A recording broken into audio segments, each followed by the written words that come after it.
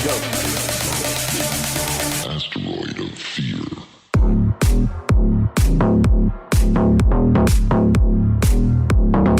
Hey everyone, welcome to another episode of the Men of the House podcast.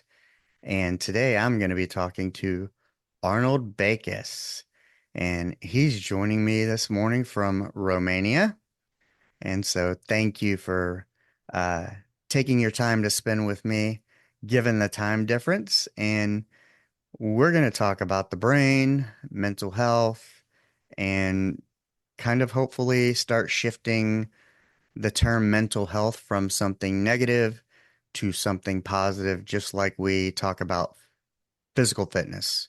I think of mental health as um, the same way you would consider your physical health, and that's, how well do you take care of it? What are you doing to exercise it and improve it? Because just like when you lift weights, you get stronger.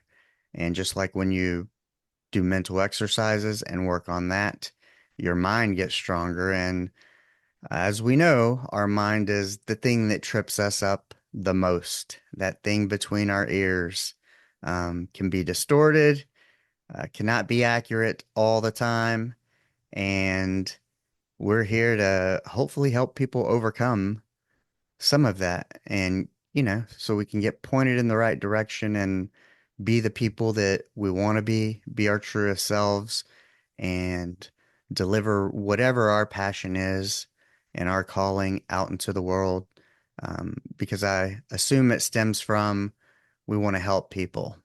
And I think probably a lot like you, I'm a 48-year-old recovering people pleaser.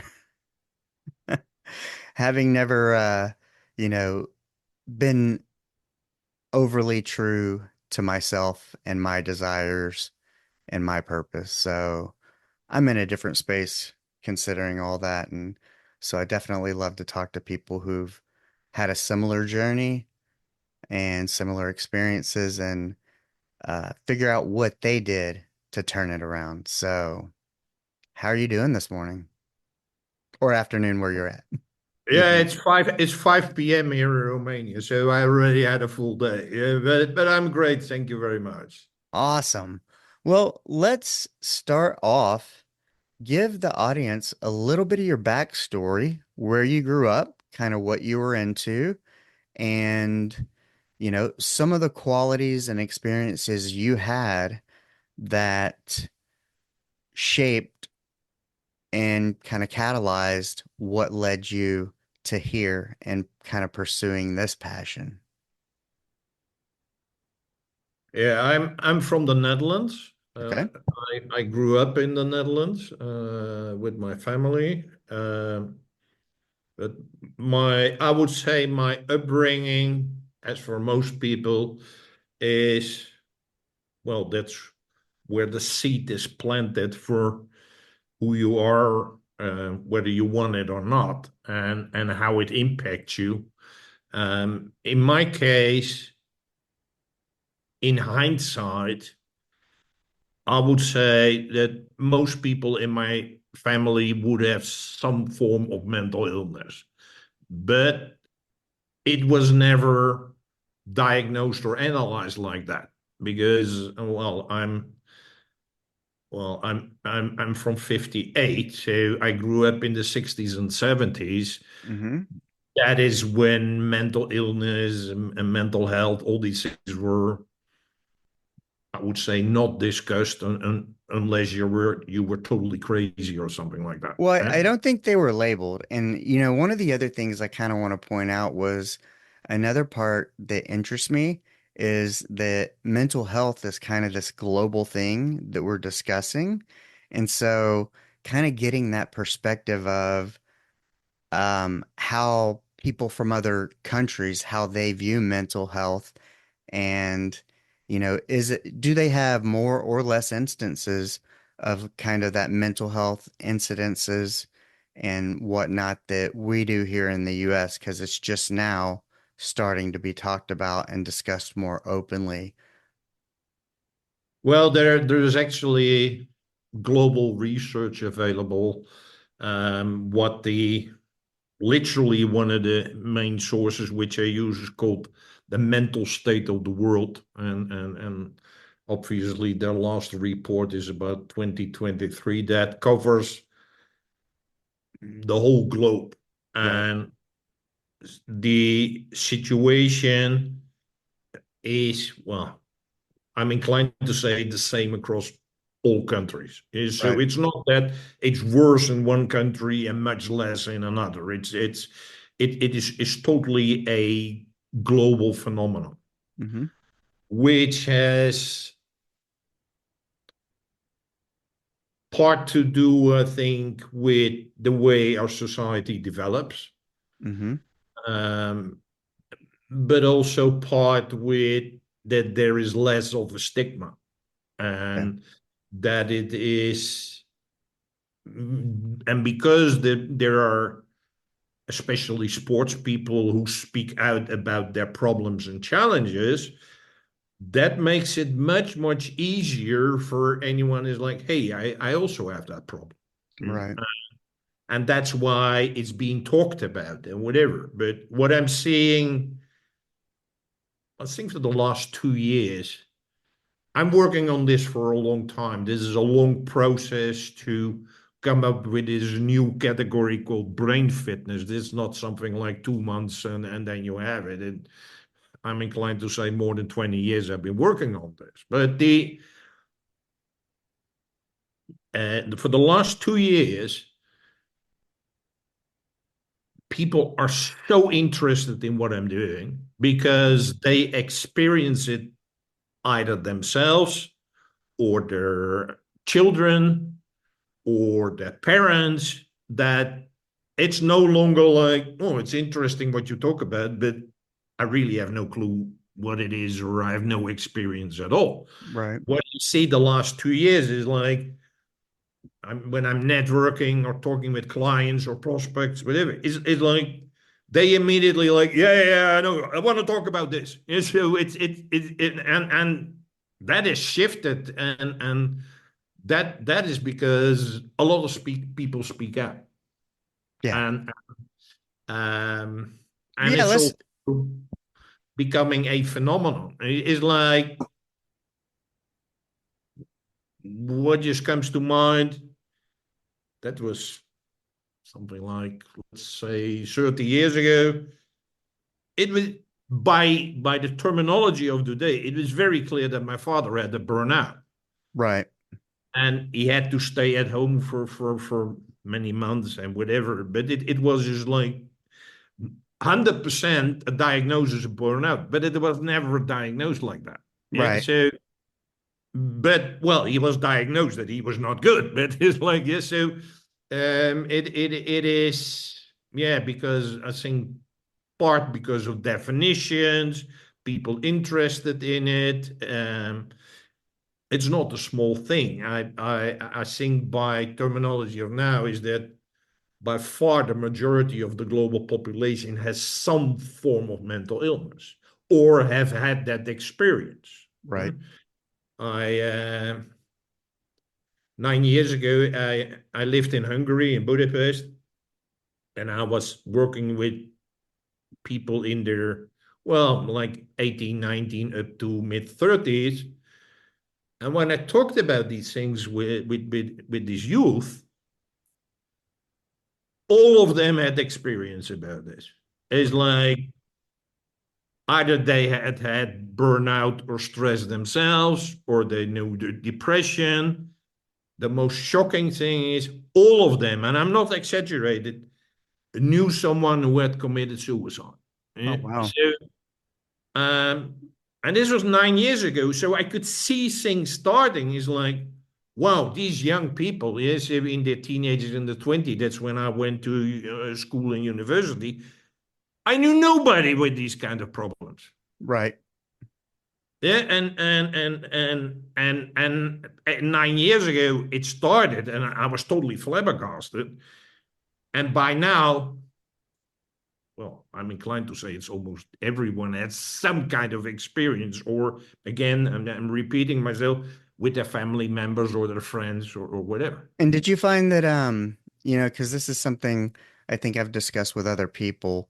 I had an interview where before social media, one of the ladies said that it was interesting that we all were kind of living the same life, even though we didn't know it, like due to certain areas. Like it didn't matter whether it was your cleaning products, we all kind of had some of the same problems. But, when you were working with the youth, and kind of what I've come to discover through conversation and research and educating myself, listening to podcasts, is that it seemed like regardless of the background, whether somebody grew up less advantaged or in poverty, or even people who grew up with the silver spoon and had everything handed to them because maybe their parents were well off, that at some point, whether it be those teenage years or whatnot, they still develop the problems regardless if they had poor upbringing or great upbringing. And did you see kind of that same thing when you were working with young people? Yes, it's got very, very little to do with well, of course, with your upbringing, but not with your social status. That is what you're Right. saying. Yeah. Yeah. So, So well, let's circle back to how you got here. Start us off from where you grew yeah, up, kind so of I what. started with my upbringing, and where I said that, well, basically my father, my mother, I have a younger brother and a younger sister. They would all now be labeled with some form of mental illness. Huh? Mhm. The most challenging part was my father was a military officer, and he was at home even more severe than at work. Yeah. Right. So that had a huge impact on all of us. Yeah. While he had, I'm totally convinced, the best of intentions, but it worked out very, very, very bad. Yeah. Yeah. So um, that is my experience with dealing with myself and dealing with family members who are all not happy Hmm. and all not healthy. And as I much later asked my mother, well, about our upbringing, whatever. This was just a few years before she died, and she said, "Yeah, Arnold, with you there were no problems, so we didn't pay much attention to you." Because my brother and my sister, those were much more troublesome. So that's where we focused our attention. And I thought, well, I didn't say it to her, but it's like, well, thank you very much. I'm also a child. Yeah, I'm also living in the house. But it's like, well, you're normal. Yeah, we don't You pay were it. maybe you were just less impacted at the time, but what I've come to realize, like I worked 6 years in a level one trauma center, and when I got laid off in 2020 after doing 12 years of healthcare, all the trauma kind of like the caboose that kept going when the train stopped, that because we weren't dealing with it because we were going from kind of job to job. And especially when you work in an emergency room, uh, oftentimes there's not enough time to process it. So it's like taking that book, closing it, and putting it on a shelf, putting it on a shelf. And then you get laid off, and all of a sudden you have a bookshelf full of books to go through. And it can be quite challenging to sift through all the emotions and begin to understand how it actually impacted you. But when you growing up, you kind of experienced that, but maybe you necessarily couldn't label it or voice it. But I know in a previous interview I was listening to, it seemed definitely to like you probably started off graduating and going into something not in this realm, possibly because being a people pleaser, wanting to make your parents happy, wanting to seem well adjusted. Did you find that to be the case? Because I know you didn't start necessarily here in this space where you're at, right?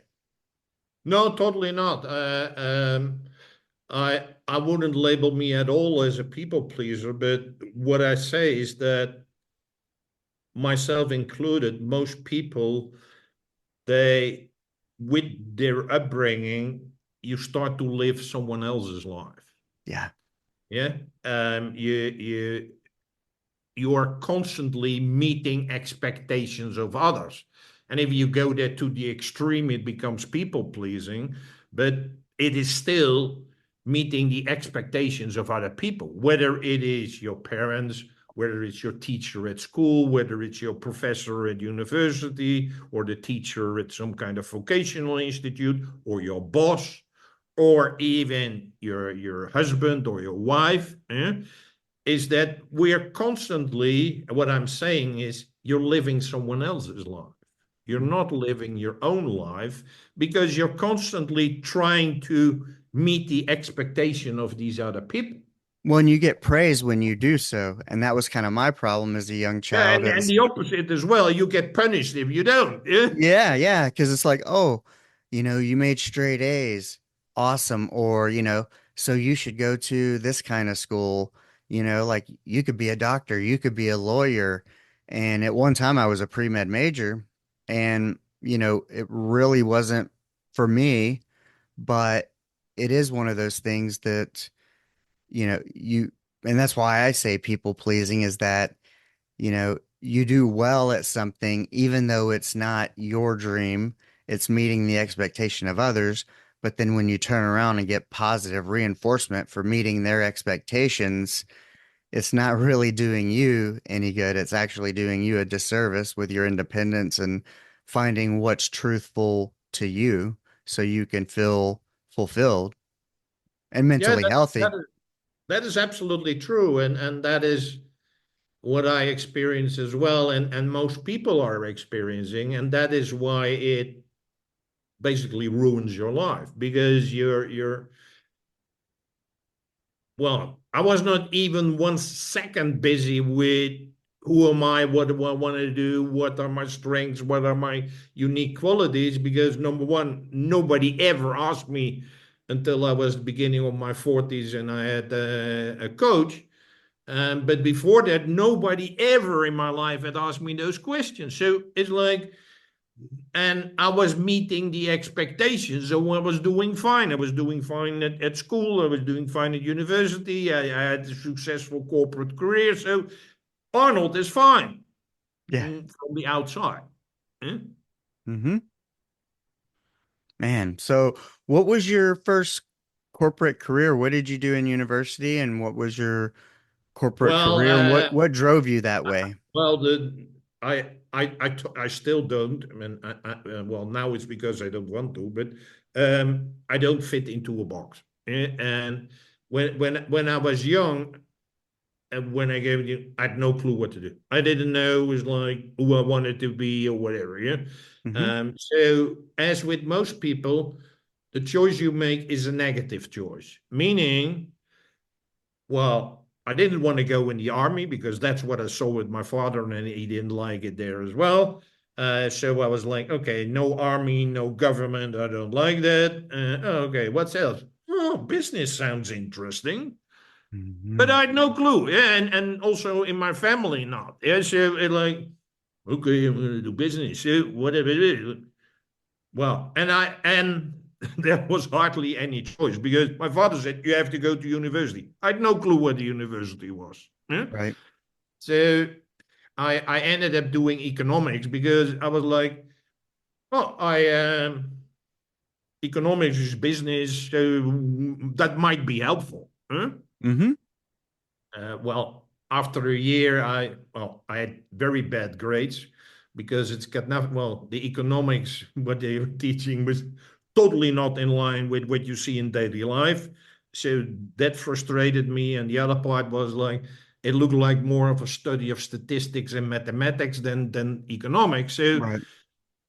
that is when I stopped and I went into law. So I got a master's in law, which sounds very technical, but well, I cannot compare the legal system in US versus Netherlands, but the main thing is I see it just at least the law study in Netherlands is like a continuation of your high school.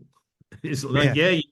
you get to know about a lot of different stuff, yeah, and different topics, and knowing how things work with the government and legislation and whatever. So that's why I say it's and in the Netherlands when you're finished in law, whatever. So I have a master's in law, I graduated, but it's like you cannot have a legal profession. I could not, if I wanted to become a lawyer, I would have I believe, a 4 year, well, training for that. If I wanted to become a judge, it would be 6 years. So it's Right. like, but that is after that. Yeah. So I never wanted to pursue that. So that was the thing. So I have a master in law, which by now nobody ever guesses. I ended up working in let's say technology companies. Yeah, Yeah. my first job was I helped introduce in the Netherlands the system of barcoding Okay. in the retail branch. Yeah? Mm-hmm. Yes. Now everybody knows is there's a barcode on the product, whether you buy a Coke or milk or whatever, and it gets scanned or whatever. That is new, folks. That wasn't there before. So I helped introduce that into the Netherlands. That was my first job, and then I moved into a very very large American IT company where I well started in the marketing department and well, I've been a European business manager. I've been temporarily general manager, so where I managed from 10 people to 6,000 people. Wow. So that has been my corporate work. Now, did you find any? So, like with me, I am a natural server giver, so healthcare was good for me in that regard. It was fulfilling slightly until you realize that you're kind of participating in a broken system that's probably not going to get fixed until they take everything that's capitalistic and greedy about it out of it. But, I'm starting to connect the dots of how many of those things I did led me here, how they benefited me. And, I did gain some fulfillment within, some of my interactions of whether it's helping to save a life or, just making people more comfortable on the worst days of their lives or their families' lives. Um, did you, within like the barcoding thing and then going into an IT company, what were some of the things you found fulfilling and also the opposite that kind of has helped you kind of get into this space or it gave you some learning that maybe you didn't realize at the time? Well, I would say there are three things which I really love to do. Mm-hmm. That is learning based upon what I learn, create something, and based upon what I create something is coach other people. Mm-hmm. And that's for me, it's a cycle. Yeah, it goes on and on. Yeah? In today's world, we would call it innovation. Yeah? Mm-hmm. Yeah, so I learn something, I create something, I coach other people. Yeah?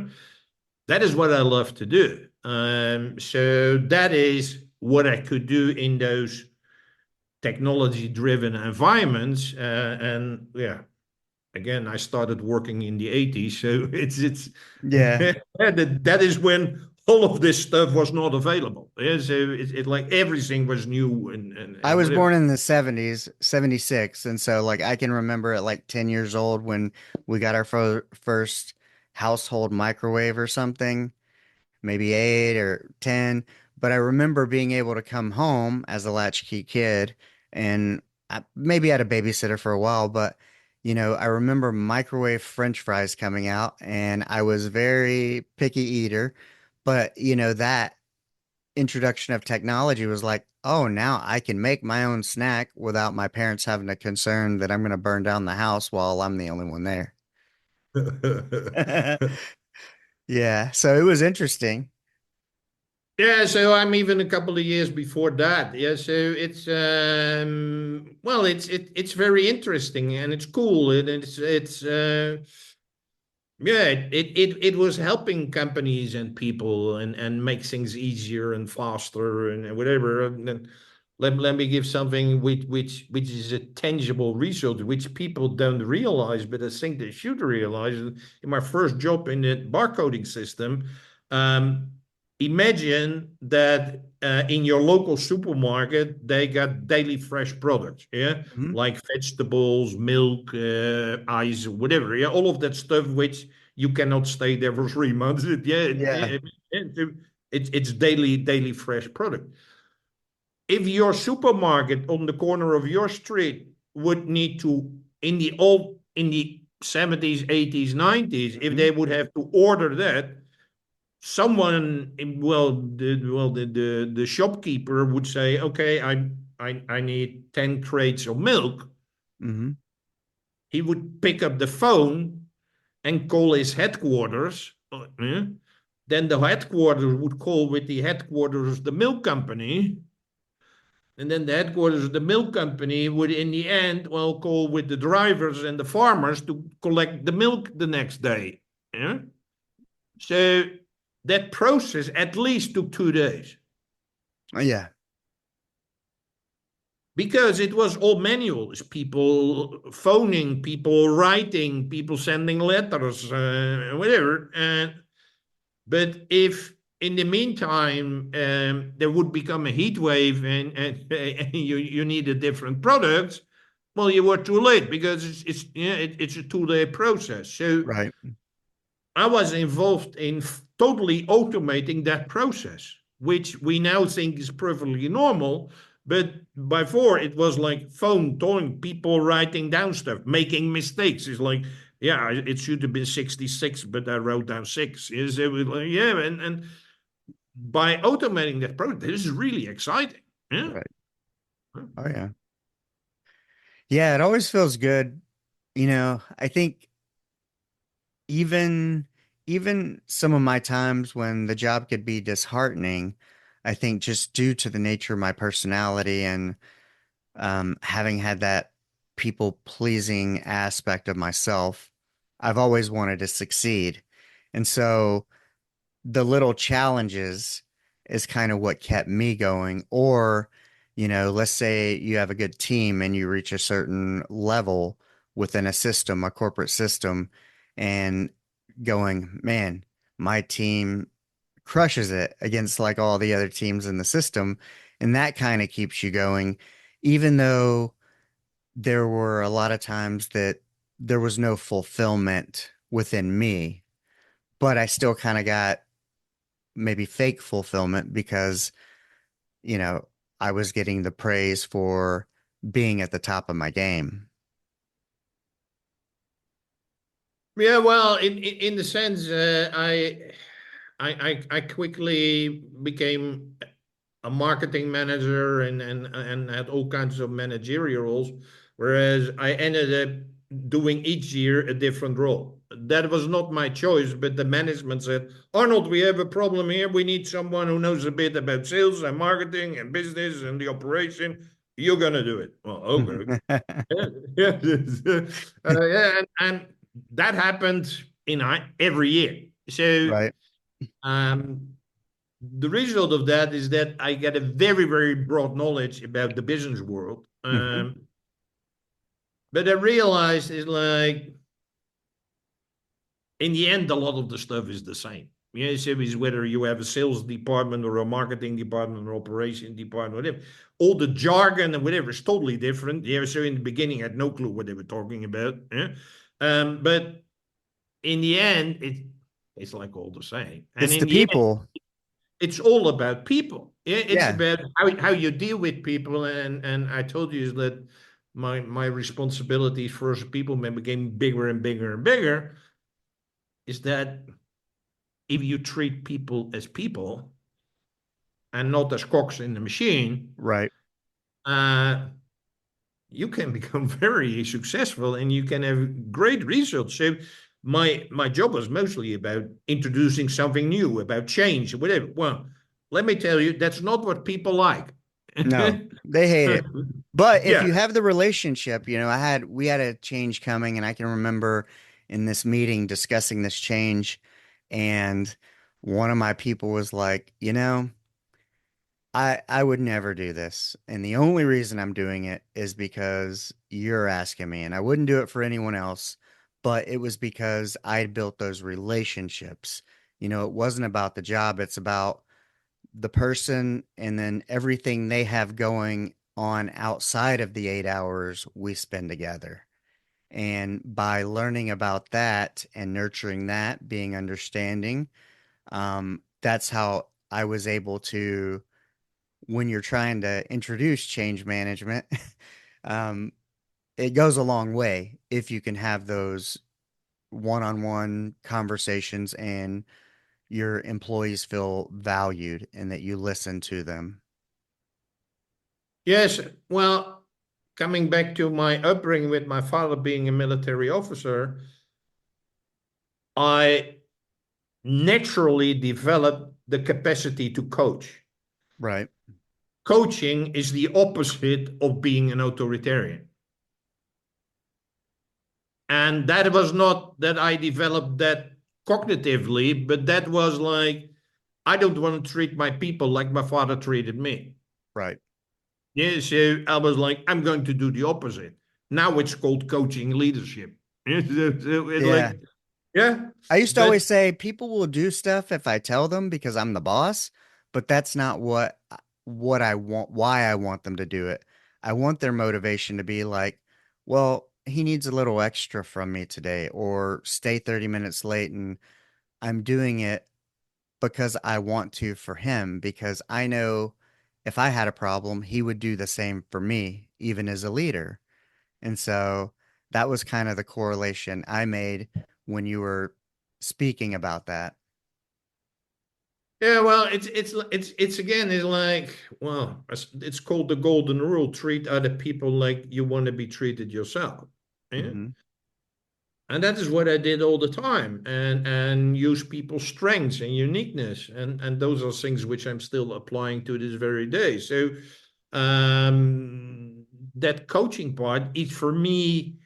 Yeah, I followed the coach training, whatever, but that's extremely natural to me Yeah. because yeah, so and that is why I was successful because, well, all my colleagues, whatever, they're like, Arnold, you always succeed in change and doing this new stuff. And people are like, it's like, yeah, because I explain why. And I use people's strengths and I explain the stuff and whatever. And like, oh. So that is where I said, if you treat people and not as matter, Yeah. managing in business, I'm not going to say it's easy, but it's not difficult. It's less difficult. What about, so what kind of, let me adjust this real quick. What was so you have this kind of, you try on a few different hats, you're having success. And, one of the weird things is people often continue down a road of success if they're good at it. They kind of stick to their talents. They don't often quit things that their strengths lie in. But what was it, and at what point did you realize that maybe that was no longer fulfilling enough and that you wanted to kind of do something different? Because there's often a catalyst. I mean, it could be a death of a family member. For me, it was being laid off and losing certainty, going, well, you have a master's degree, you have all this experience, you're qualified, but see you later. So you realize that certainty was gone, and that's kind of what's propelled me to where I'm at. But at what point in your career was it that that was no longer enough for you, or you wanted to give more, do more? And what kind of made that happen? What was that transition like? Well, that what you guys in America call a perfect storm. That was a decision made Mm. for me. Right. Uh, yes, I was also laid off. My father died. My I got divorced. I got no house. So that all happened in the same time frame. Ooh, Yeah? Yeah. So that is, and the reason I was laid off is because there was an acquisition. There was another company who took over our company, and that's what and happened to me. and they and I was even a general manager for a few months. So, but they had no clue what our business was or how it worked, and they didn't care. So it was like, well, we don't know what to do. We use like, here's some money, goodbye. So it's well, it gave me a thing is like, oh, oh, I can start my own business, yeah, and I'm talking about 25 years ago, yeah. Hmm. So now it is pretty normal, but then it got started, yeah, like being an entrepreneur, running your own business. Before that time, it was hardly spoken of, and yeah. Of course, there were people who were running their own business, but Yeah. those were mom and pop shops or yeah, small things, but not like, hey, I'm gonna run a startup or whatever. That terminology wasn't there. Yeah? So Yeah. but that was when it just started, and I'm like, I want to start my own business. Did So you suffer any depression or anything due to all these events? And was yeah, and how'd I you get out of had that to go, I need a to do my own tendency for thing? huge headaches, yeah, Hmm. which I developed as a kid, yeah, Yeah. yeah, and I still have. There's something clearly in my brain which makes me very vulnerable to that, yeah. Um, yes, I even during that period got something which they call suicide headache. Yeah? That's the worst form of headache. Yes, those are things which I experienced, and again, the suicide headache, but the headache it does. So it's yeah, but it's like it's a roller coaster, and you have to cope with it, and well, see the opportunity in it, and How'd you get out of it? well, what I still recommend to people is like focus on what you find interesting. Focus on your curiosity. Focus on positive things. Is like instead of like poor me or whatever. That would have been an easy choice and everybody would have understood it. But it's like I start this whole discovery, this whole exploration of like who am I, and I had very quickly some coaches, and they were talking about spirituality. I tell you, I couldn't even write the word. Yeah? Right. So we are talking implicitly a lot about emotions and suppressing emotions and expressing emotions, whatever. It's like that was a whole new world for me. Yeah? So which I find extremely fascinating. And I'm like,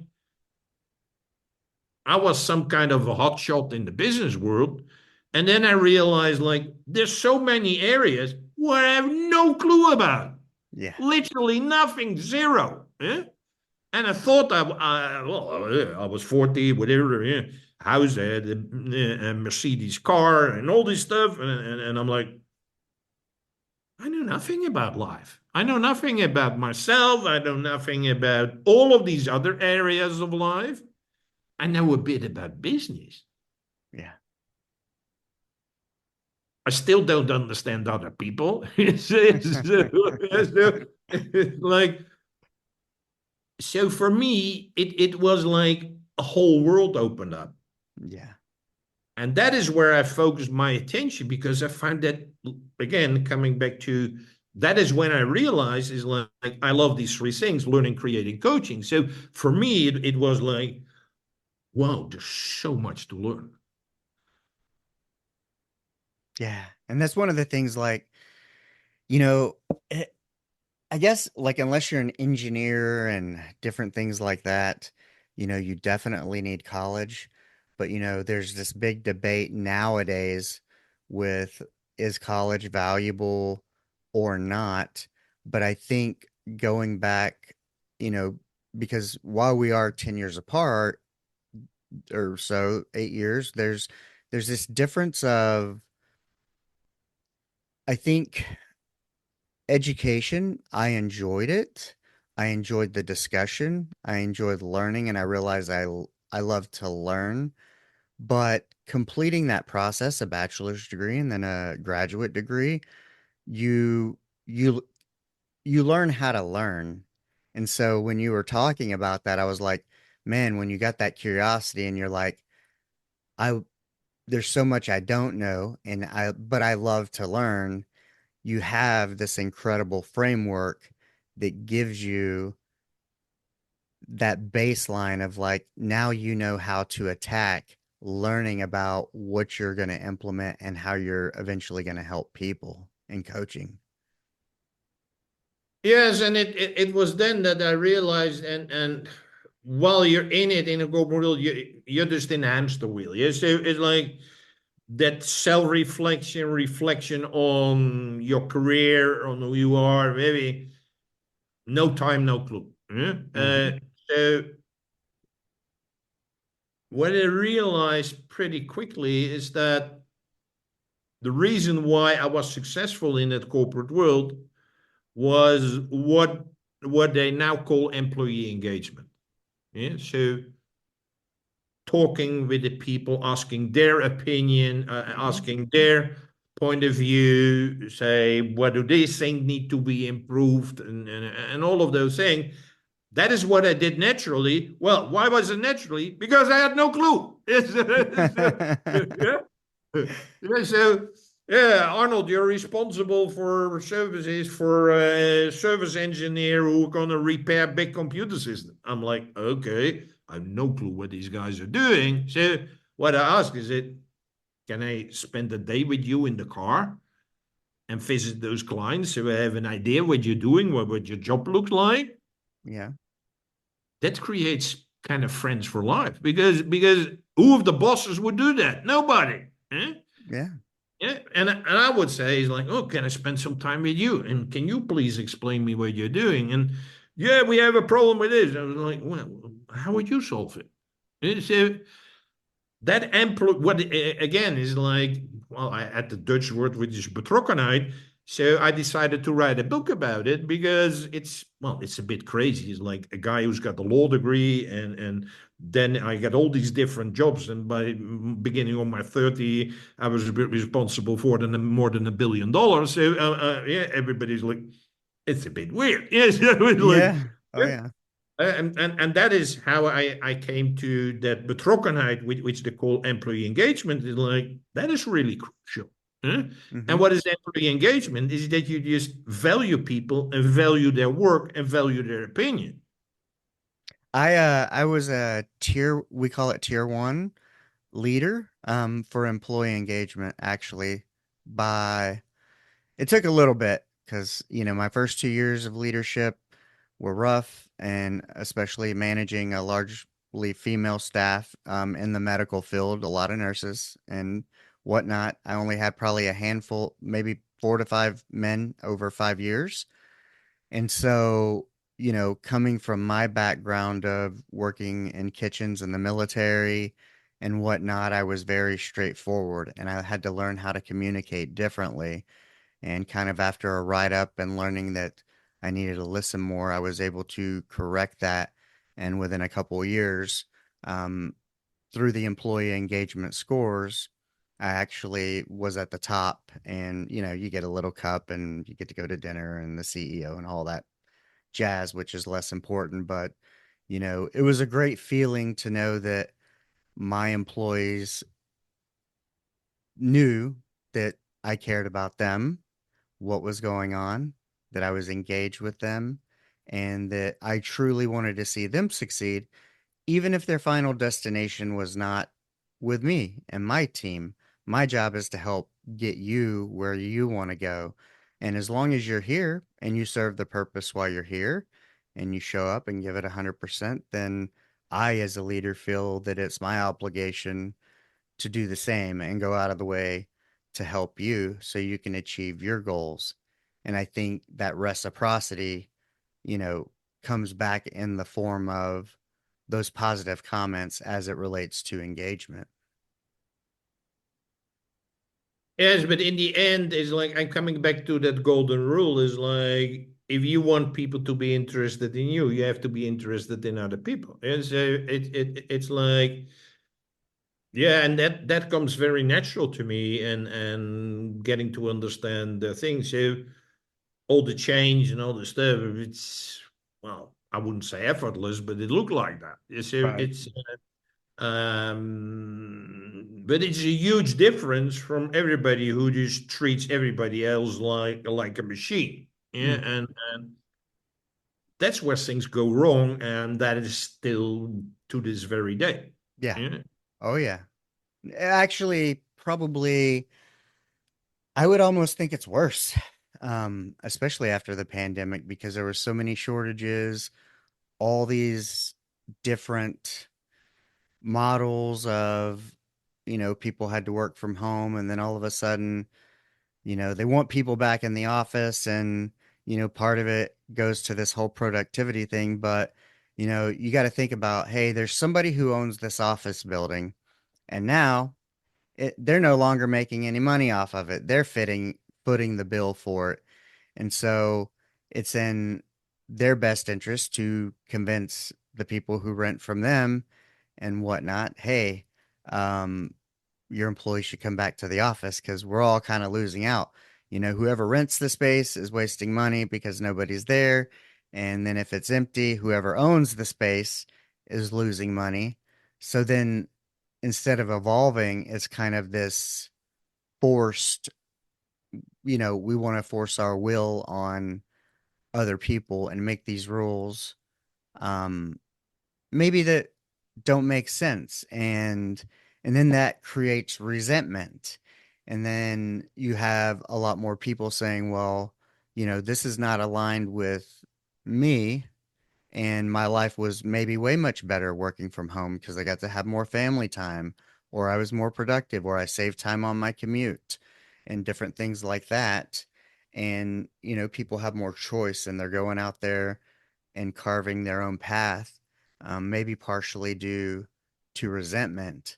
But that also, with the upper people, instead of learning, they're so short staffed, they need more cogs in the wheel, and they just want people to comply, um, and not necessarily go, well, what is going to be best for our company and the production and the product we serve, or the product we produce and the people we serve, as opposed to going, well, the happier people we have, the better our business is going to be, whether that looks from working in a cubicle, an office, or at home. So glad you're tuned in. Did you know that this podcast, as well as my own, are part of a much larger world called the Podcast Connection Network? We have some pretty amazing shows hosted by even more amazing souls just waiting to be discovered. Curious? Head over to the link in the description below. You won't be disappointed. Curious? Head over to the link in the description below. You won't be disappointed. Yeah, but the main thing in business, but it's also in education, it's Hmm. also in government or whatever, it's about control. Eh? And it's easier to control people if you see them every day. Eh? And because most people, they don't, well, no, let me put, most leaders don't trust people. So they assume that while you're at home, you're watching videos and you're playing with your kids, and you're not working for me, which means I pay you 100%, but you only work 60%. Yeah? So that is the way a lot, obviously not all of them, and there are very, very good leaders and managers out there. Let me phrase it like that. Right. But the majority of the people is like you gotta distrust people. Yeah. And it's like you gotta control them. And if you see them, you know they're working or sleeping. Yeah, so it's like I You can gotta still you gotta focus on the recall a story. outcome. Is like years ago, I was working in the European management team, and we were sitting well, we had an office, and in office next, well, in the office next to me was the financial manager of the group. And the moment the big boss left home, 5 minutes later, we already could hear his coat hanger, that he picks his coat and he would leave. But that is standard 5 minutes after the boss left. Yeah, so Yeah. it's hilarious. Yeah, so that is everything like control and whatever. It's completely stupid, but that's the way it is. Well, and in a corporate environment, it's like, you have this, you have your VPs, your directors, they come to the managers meeting and they're like, "Hey, we want this outcome." Um, that's all they want is the outcome. It doesn't matter. They're not concerned with what you have to do to get it, whether it means overtime, whether it means this, that, or the other. And so when you talk about that control factor of going like, well, I'm paying you for 8 hours. I want you to be here because if I'm paying you for 8 hours, what if 3 hours at home are spent doing stuff maybe that fill your cup, as opposed to, look, I'm going to pay you for 8 hours and all I want is this outcome. I'm less concerned with, hey, how you get the outcome, as long as the job gets done. Hey, this is what I need done today. And if you can get that done today, I'm going to concern myself less with how you do it, and kind of give people a little bit more freedom and autonomy.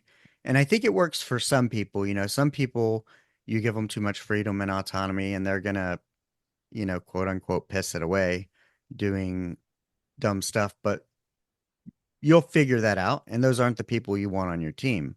But then there's other people with a little bit of freedom and autonomy who will actually produce greater results because you trust them. Yes, but that is in our society, we somehow are dominated by those bosses who have a controlling mindset, Mm-hmm. and these few people who are the exception, who are not honest and were always slacking Yeah. and whatever. But what they do is, instead of like there's 1 in 100 who's slacking, we assume all the 100 are slacking. Yeah, it's the same thing. Well, I don't know about the US, but here we have soccer, very popular. Whatever, it's like, if there's a handful of hooligans who make trouble, yeah, so maybe there are 20 of them in a stadium of 60,000. Right. Yeah, the next game, no spectators. Yeah, so the 59,000 people, whatever, are punished for just a small group of hooligans. Yeah, Yeah. and that is what we see all the time. Is like, yeah, if one person is cheating, we assume everybody's cheating. Yeah, so it's like we always focus on the negative and we always assume the worst. Whereas if you do the opposite, it's like, yeah, okay, there might be one or two, what do you call it, rotten apples. Yeah. Yeah. But that shouldn't mean that everybody's like that. Yeah. Agreed. Agreed. So you do all this and you start looking around. How did you get into coaching and how did you decide to kind of focus in this area? Because, I'm going to want to get your opinion on why mental health is exploding and possibly the causes of it and how it tied into when you made this transition, how you decided to focus on some of these kind of matters. Well, I was I became a certified field hockey coach trainer when I was 17 years old. Okay. So next year I'm a coach for 50 years. Wow. Congrats. Yeah. Um, and I decided, well, already after I got laid off and all the all the other shit, I decided, well, no, I didn't. Well, I decided, but there's people in my environment say, Arnold, why don't you, you're so good in coaching, why don't you make a job out of it, and why don't you do a training? So no, the training was my thing, because I was like, yeah, I can help people with similar problems as I had, but if they come with totally different stuff, I don't know how to do that. So that's when I followed my formal life coach training. So that's how I got certified, whatever. But again, it's like coaching is who I am. Yeah. Coaching is not what I do. That's who I am. So, but still, yeah, in sports, I get the certificate, and field hockey. Well, the Netherlands is #1 in the world in that area. So, again, you had to be 18 to become admitted, but they make an exception for me when I was 17. And so, I got my papers then. Yeah, oh yeah, and again, fast forward, I got bigger. I'm a certified life coach. Um, that is where I started working. But at the same time, what I now call, I help people to upgrade their brain. Right. Yeah?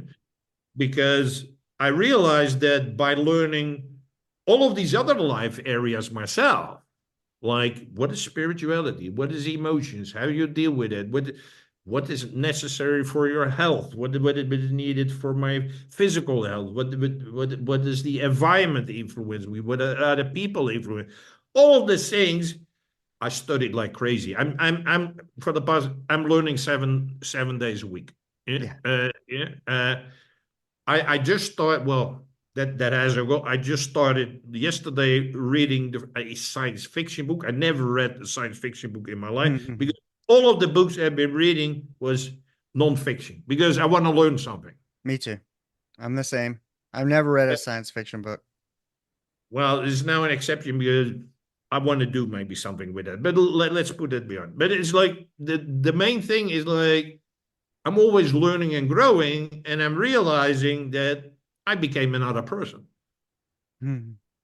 And I became me, and I understand my uniqueness and my contribution, and that there was much more where I could contribute in life, who I be, how I deal with other people, whatever, than I had previously imagined. Yeah, so for me, it's like, you could call it, well, a rebirth. You can call it what the old Greeks say is die before you die.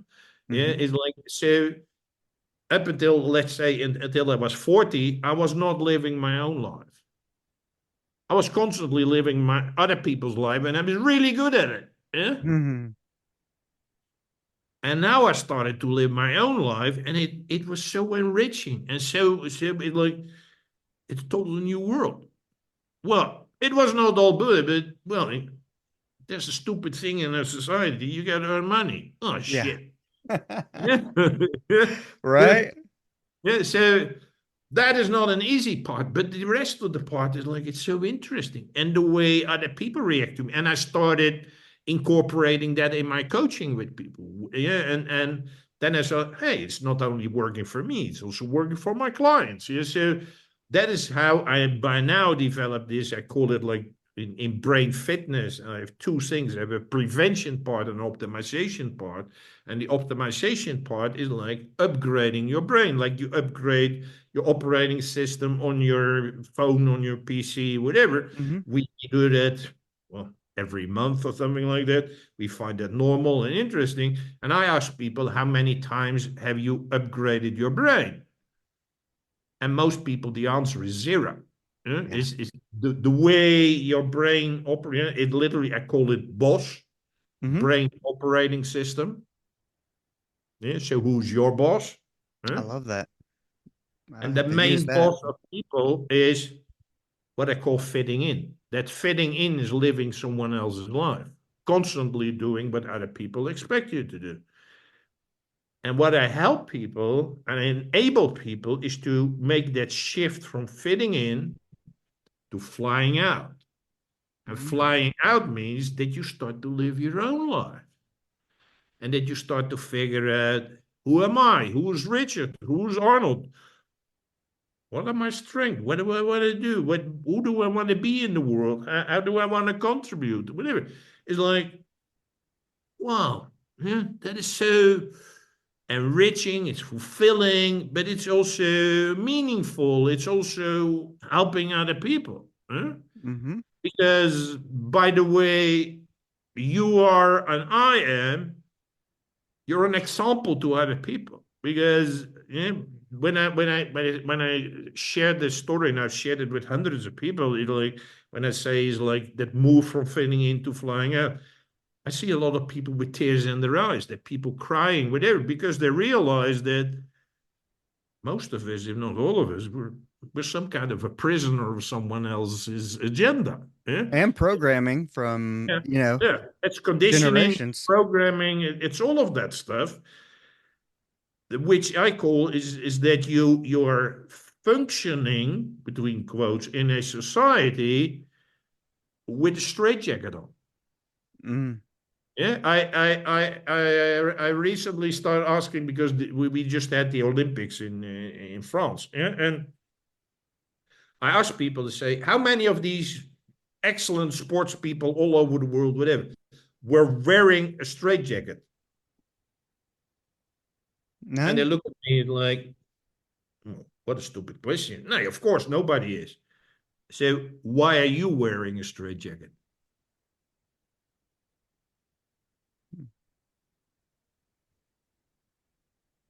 Programming. Pro Absolutely, absolutely. So that is one of the main things. What I do is I I make people aware of the programming. Yeah? I've identified 31 different straitjackets. Oh, So wow. I make people aware of them. And in most cases, it's the awareness already created, like, I don't want that anymore. No. I actually said that yesterday. I had a post and, I kind of had this certain feeling of, um, it's taken me a long time. At 48, I go, I've muted myself for so long for different reasons, and I just don't want to do it anymore. I want that straight jacket off of me, kind of muting who I am to fit in and be comfortable because, I'm quite different for many different reasons. But when you are definitely so different, um, your whole life growing up, you want to fit in. And then interestingly enough, the older I get, and I'm like, I don't want to be like everybody else. I want to be the unique version that I was created to be. Because I am unique. I am a little weird. I am a little different, but that's what makes me me and the best at being me, and nobody else can be me. Excellent. Congratulations, Richard. That is what I help people to teach is that each individual in this world, and we're 8 billion plus, is unique. Yeah? And what the system does, it tries to make all these 8 billion people to behave in the same way as everybody else. Yeah? Yeah. So what we're driving is sameness. And that creates problem because you and I are different, and each person in the world is different, but we are forcing them to be the same. Well, it's kind of natural because if you think about, so you've worked for big corporations, as have I. I've worked on project management teams, and when other corporations come in and let's say combine forces or do an overtake, I was on a project management team that all of a sudden what you're doing is you're working to streamline across because hey, we just acquired this new market. And guess what? We get better purchasing power and all these things if we streamline all of our supplies across the board. We order from the same place, everybody's doing the same thing. And while that may be good for business and money saving strategies, I think it naturally bleeds into what they do when they try to organize and manage people.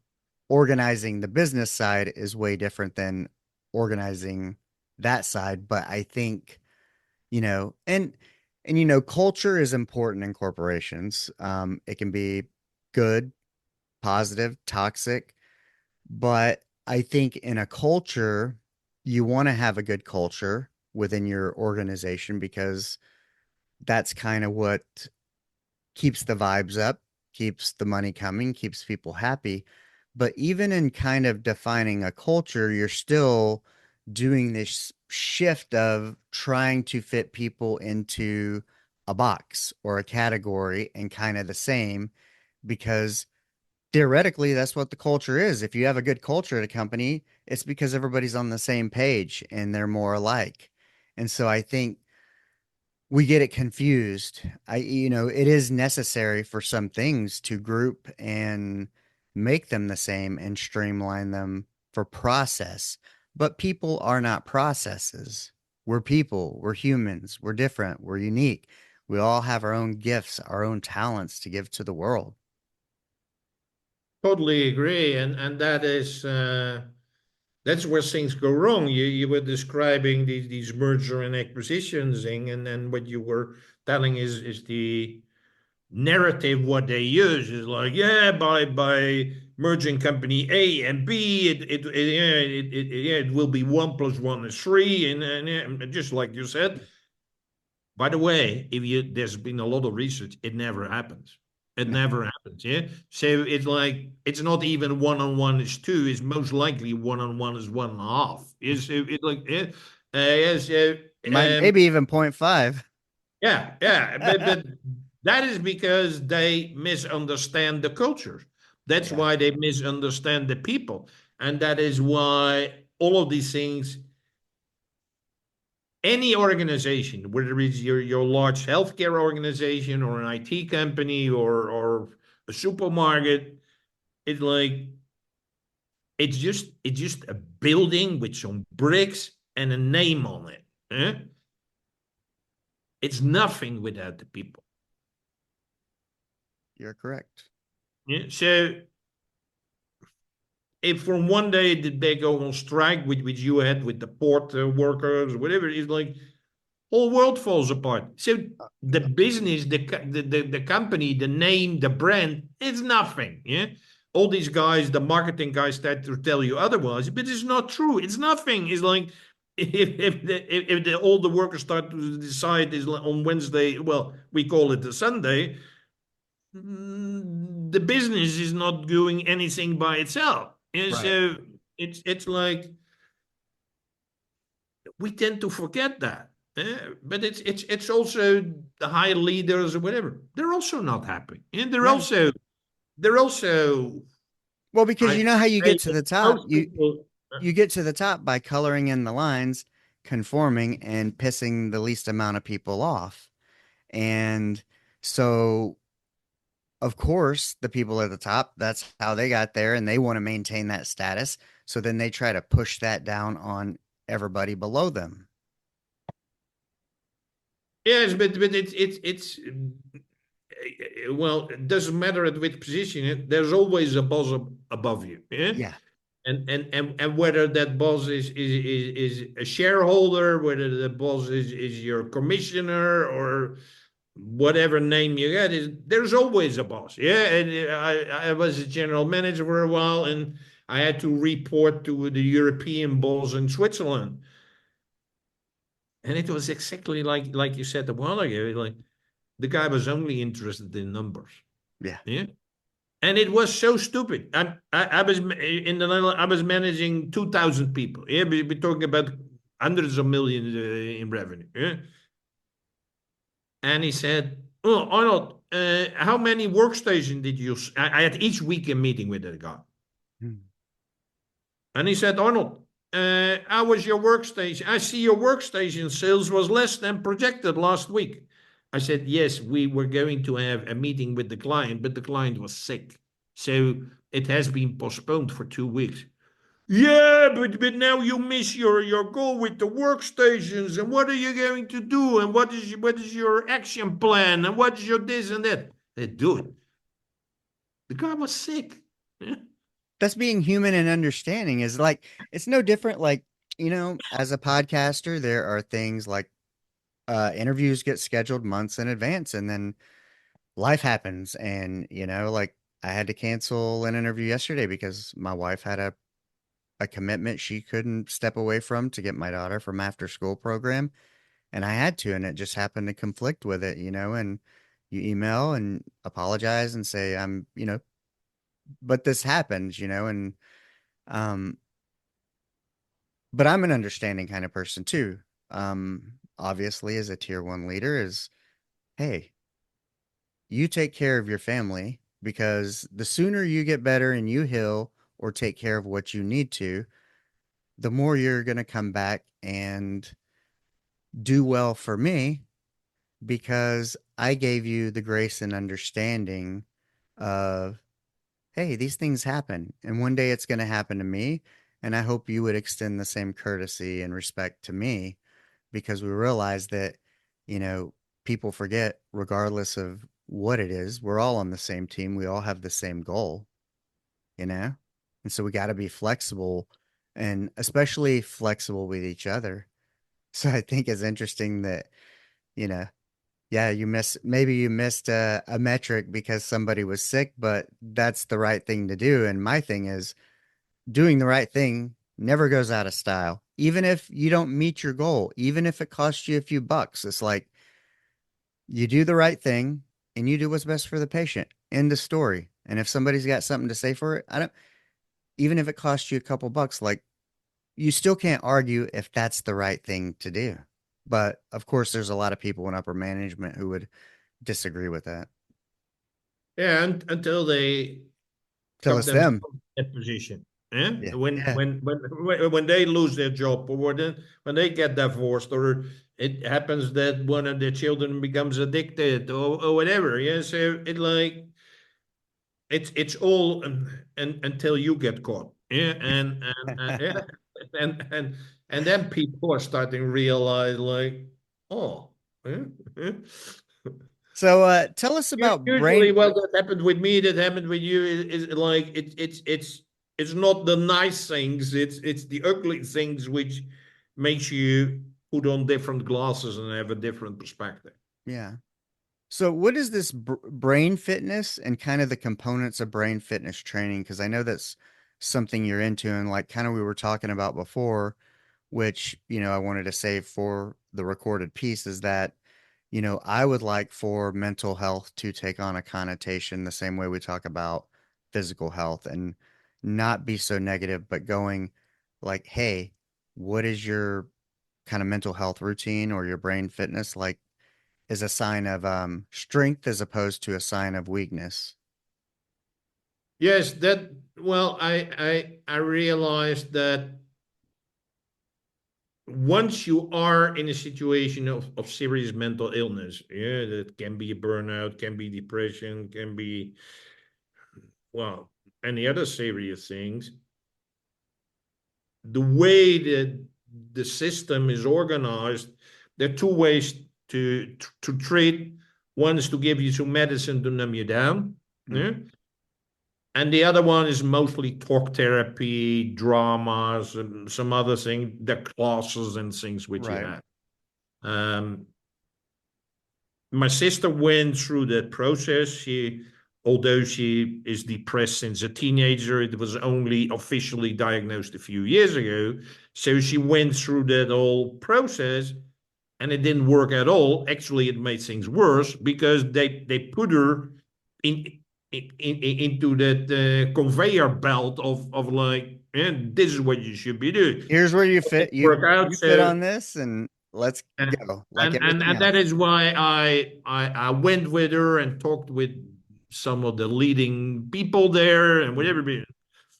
And it appeared their knowledge is totally not up to date, and they're just running this as a business in the sense that we got to get our numbers, we get our utilization. Yeah, she just finished one class which she didn't like, and then they said, "Well, do it again."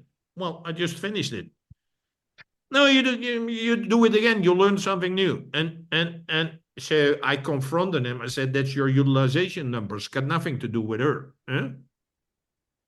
So that is when I came up with his name of brain fitness. That is when I realized the moment you're in that, what is called mental health, but it is really mental illness.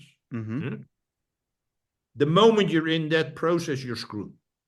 So that is why I say is like body fitness, which started maybe 40 years ago, when people became aware, is like, hey, I need to exercise. I need to do something with my body. I need to keep my strength, my flexibility.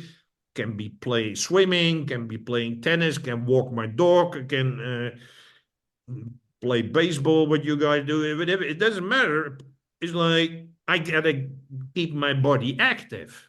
Huh? Yeah, That is when I came with the name. Is like, what do we do for our brain?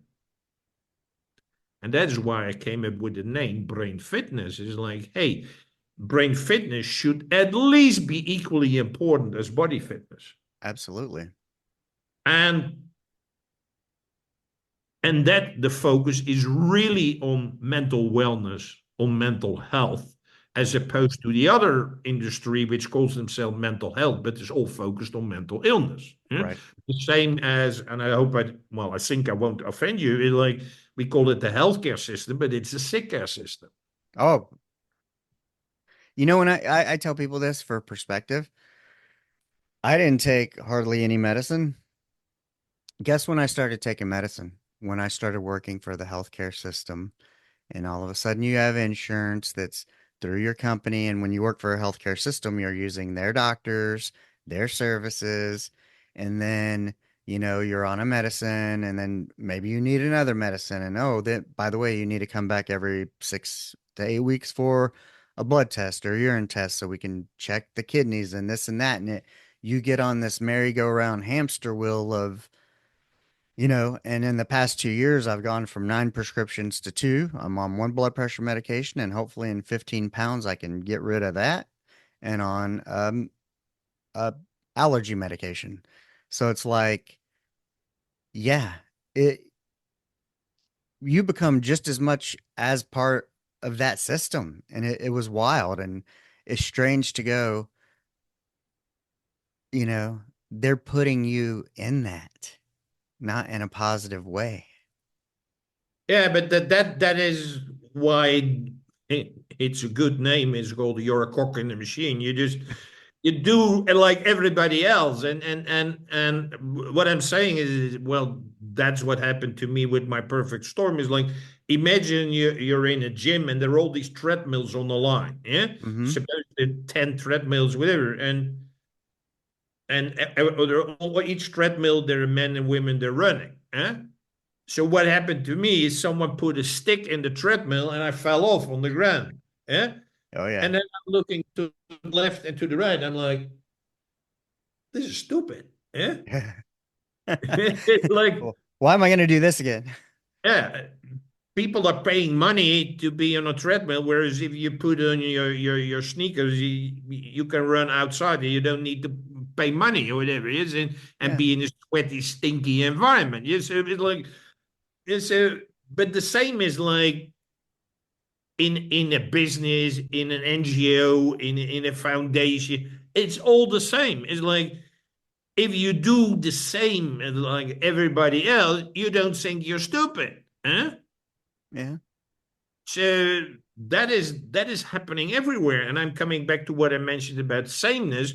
We push everybody to be the same, and that's why the education system is so dangerous, because we are focusing people on being the same as everybody else, and that is, in my opinion, one of the main causes of this mental illness. Hmm? Oh. I've been thinking about the education system a lot lately because we had this article yesterday. So I'm from Texas. It's a small town. There's a bigger town next to us. But there was this article yesterday, and it was talking about enrollment being down, in public school systems. And then there was this, what they look at, and they've been studying this for years, and whether it's the rural areas, whether it was after the pandemic, um, all kinds of things. But the one thing that was never discussed was that maybe the public education system is part of the problem. They never addressed their part. Like maybe we're not, maybe people don't want to send their kids to school because of what you're teaching, or the ideas that you're putting into their head, or the fact that you're trying to make them all the same as opposed to nurturing the individual students and their individual talents and their Their uniqueness. uniqueness. Yeah. And so it's like never once within that article was there any responsibility from the education system itself as to what they're doing to contribute to Well, what this. they're doing is basically nothing because the education system is still the same like in the 1850s. It's like Yeah. it's still Only about now it's revolved around money in the States because you have to take these tests and their funding is based on tests. So then they teach only the test. And that's all they become concerned about, almost like a big corporation. It's about the it's the money. numbers. Yeah, Yeah, man. and it's like it's about memorizing, and it's memorizing what we want you to memorize. Right. If a lot of the stuff which we want to be later on appears to be not true, we don't care. Huh? Yeah, and it creates conformity and obedience. Huh? Mm. Yeah, towards authority and everything else. So that is why the education system is a crucial aspect of that. Yeah? Let me use a simple metaphor. Suppose you're going to buy a dog, a new pup, and you're Hmm. going to buy a Labrador, and you take it home. And from the moment the Labrador is in your home, you start to treat it like a cat. Hmm. Because your previous animal was a cat. Yeah, so you give it cat food. You the way you put you put this sandbox where it can urinate and poop or whatever, and yeah, so everything you're treating that puppy as a cat. Yeah. Now you look at me like, Arnold, what a stupid example. Well, this is what we do with people all the time. So we disrespect your uniqueness and we treat you, we treat all the Labradors like a cat. Yeah? And that means, I will tell you, within a few weeks, your dog will get sick. Hmm. Physically, mentally, maybe it becomes aggressive or it will eat your couch or whatever, Hmm. because it's not healthy. It's not the way your dog is supposed. Yeah, you're not going to walk with your dog because who's going to walk with your cat? Like that's not the way. That's what we do with people all the time. I just realized, I graduated high school a year early and I tried to get out 2 years early, but didn't make that program. And it was very new in the 90s, the early 90s. People weren't doing this. Me and two other people, because I pursued it, and then two people followed, and we were the first three people, like at our school, to do this and graduate a year early by just going to summer school and skipping the senior year, taking college classes. But I just realized that I had to get out of that conformity because I didn't find it valuable. I felt like nothing I wasn't learning anything. I wasn't being offered anything, and I'm not trying to throw shade at any of the teachers that were there. I had some very good teachers, but for me, it was like had I stayed, it would have just been continuing to try to fit in. And I'm only realizing now that part of a, that piece of me that's rebellious was really just expressing my uniqueness by leaving high school a year early and not being like everybody else, even though everybody's like, you're going to miss your senior year. The senior year is the best. You're like the king. And, so some of these people, you know, they probably look back and go, man, those high school years, those were the best days of my life, and they haven't really evolved into anything new that's more fulfilling. Yeah, but that is why I say is that the whole conditioning is for most people they continue living someone else's life until they die, huh? And that is why they never upgrade their brain. They're so used to the fitting in thing, yeah, Hmm. that continues throughout their life because that is the only thing they know.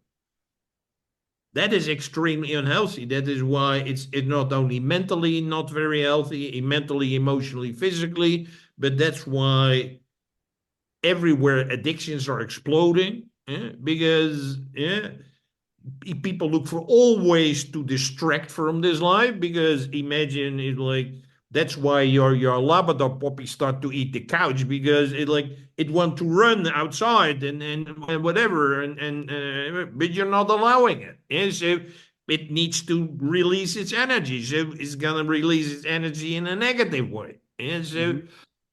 that is what we do with people all the time. And so that is why what I'm doing with my program is to help people to upgrade their brain to make that move from fitting in to flying out.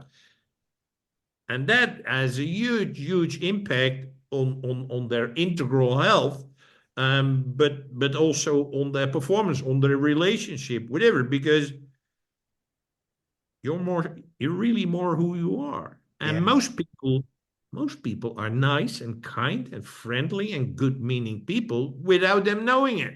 You feel aligned. I know the truer I am to myself, I feel aligned, and the more I step out of my alignment of something that's not me, I can feel it in the pit of my stomach.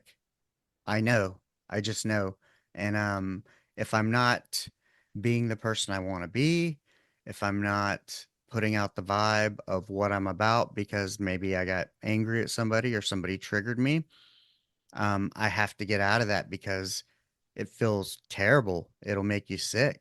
But going back, kind of, what are some of these components that you use of for brain fitness training? So I got 6 steps.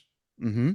Step one is to reveal, and we've been discussing this a lot. Is like reveal how you're made to conform to operate inside the cage. Hmm? Mm-hmm. Step two is recover. Recover from the fact that 20, 30, 40, 50, 60 years you have been operating in a cage. That has an impact.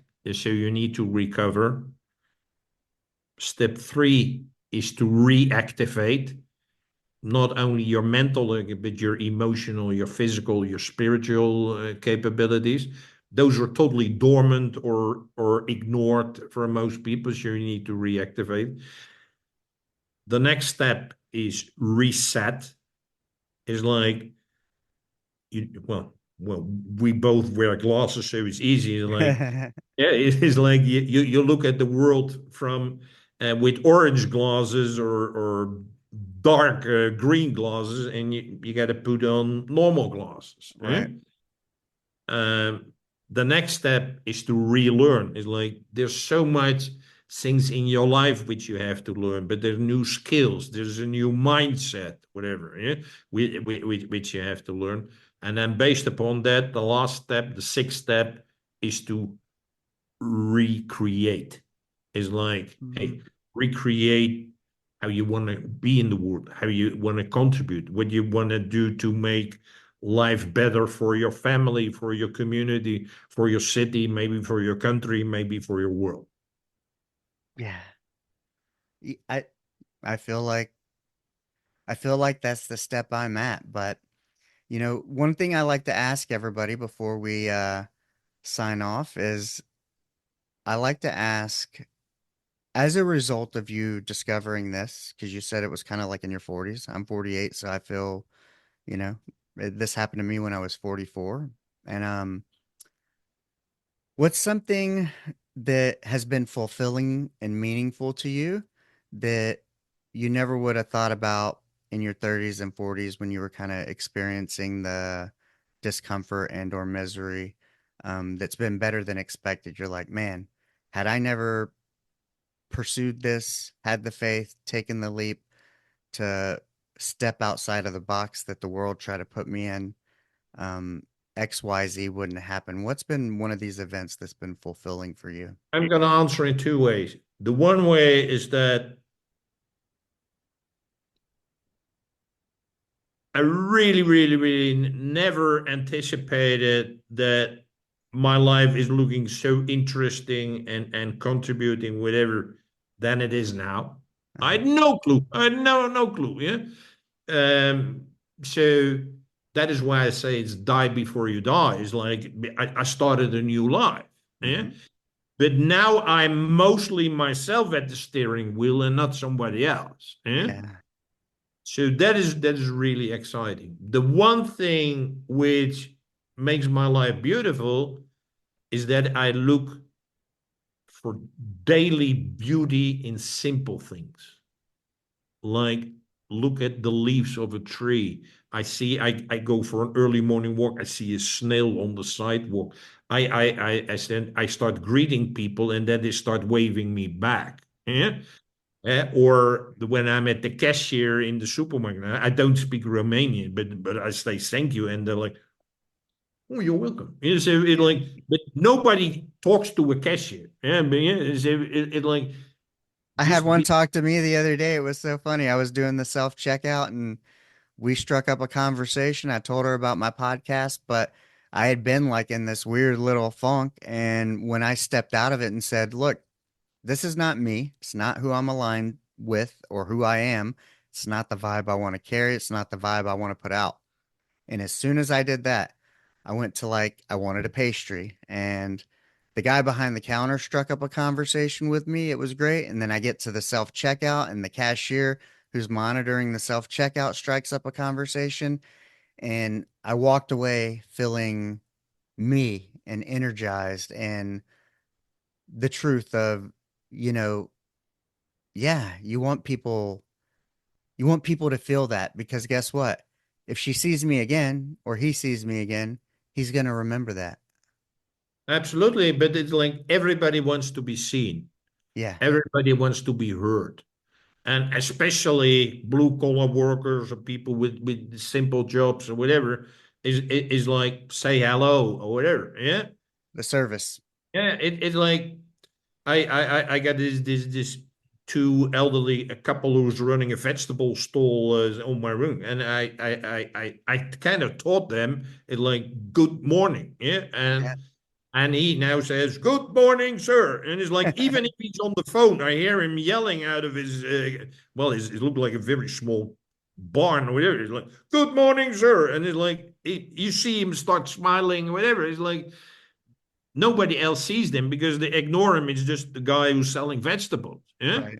But when he sees me, he's all smiles. And so it like that is what I recommend to people. Is like we're constantly not present. We're constantly chasing a goal. Yeah. And like we gotta have this, we gotta change this, we gotta yeah, and it's gotta be big, and it gotta be this. Look at the small things where you're kind to other people. Look at the beauty at nature. Look at even like appreciate the weather. Is like just a few days ago when I go out at 7 for my walk. It was very cold. It appeared to be 3 degrees Celsius. I don't know the Fahrenheit, but that is close to freezing. And I'm like, Hmm. whoa. This morning I went out, it was 15, which is like I could almost walk without a coat. And so it's like, wow, that's interesting. That weather here, whatever. Yeah, it's like, and I'm like, oh, it's nice, warm now. Yeah, so it's like appreciate the small things. You Yeah. slow down, and that's where the magic happens. Yeah, and just be kind to other people. Most of the people who I meet early in the morning, they're grumpy because they have to go to school, they have to go to work, or whatever. Yeah. But I still say good morning, and now they start with it. Morning. It, yeah, and you know what? The more they do that, um, then hopefully it clicks for them, you know, Yeah, and exactly. then they can listen to a podcast like this conversation I had with you, and I had a couple other wonderful ones this week, and it can click for them, and they can start to understand that it's a choice, you know, And you can make your life more interesting, enriching. nice, kind, whatever, by just small step. It doesn't cost any money. It doesn't cost any effort. It just like you make your own life more interesting and the life of someone else. Yeah, You just just like the have to person. want to. You just have to Yeah, want to. That's the hardest part. yeah, And but most people want to, but they think it's something that will arrive. They don't realize that they have or the to other work person on it. got to start. But Yeah. it's like well, it really, well, maybe that's a good cut-off point. Is like Gandhi, who said, "Be the change you want to see in the world." Yep, exactly. Well, all right. It was awesome talking to you.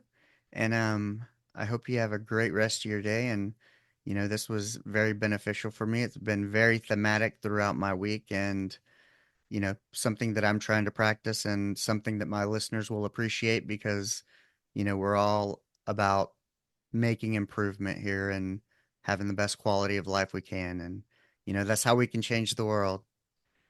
So I appreciate your time and I'll be in touch. Thank you very much. All right. You have a great day. All right. Bye-bye. Bye-bye. Well, that's a wrap. I hope you enjoyed the conversation. Please remember to rate, review, and subscribe wherever you get your podcasts from. Remember, go out and be the person that you want to meet.